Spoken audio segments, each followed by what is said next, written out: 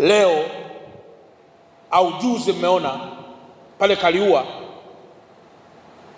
mtendaji wa kijiji kama sio wa mtaa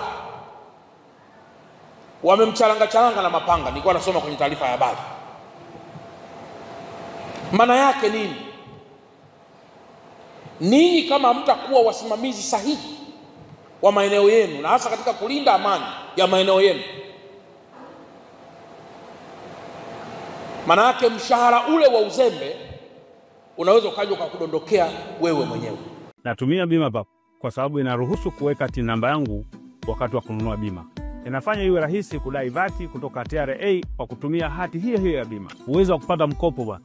Hii inasaidia sana kugharimia mambo mengine ya uendeshaji hata kama bajeti inabana. Tumia bima papo kwa kupiga *150*51 alama ya